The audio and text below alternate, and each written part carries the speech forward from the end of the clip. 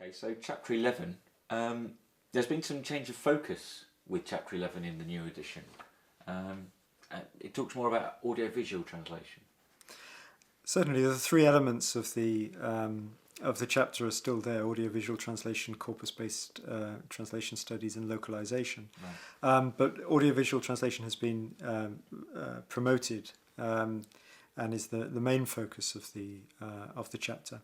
I did this because although all three are very important, it's audiovisual translation studies that's perhaps developed at a faster pace over the last few years. There have been more conferences dedicated to that. There's been more interest in studies analysing both the techniques of audiovisual translation and the products of audiovisual translation.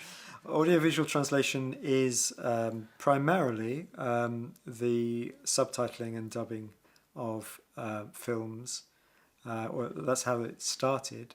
But it has increased both because of the new media, so DVDs, first of all, which meant that it was more economical to produce more subtitles in more languages, as well as online films and other products.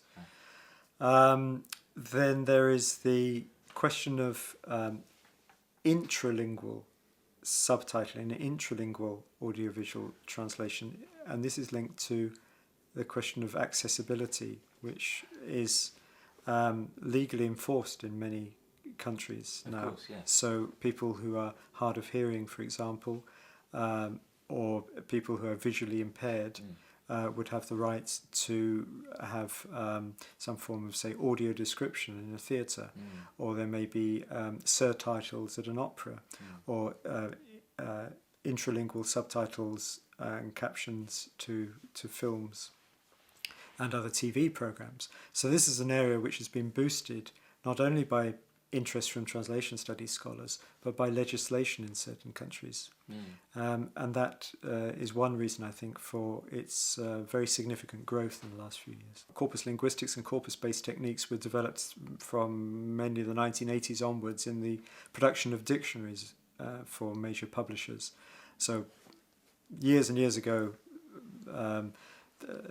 lexicographers working on dictionaries would have to plough their way through newspapers and books and find examples or dream them up in their heads. Whereas when you have an electronic corpus of millions or thousands of millions or now even billions of words, you can see how a particular term is used. There are questions about the representativeness of the corpus corpora, and what it's much easier to look at written language and spoken language, so there are certain areas that need to be considered more carefully. But it's a huge development, I think. And when we apply this to the study of translation, we can begin to see what are trends in translated texts.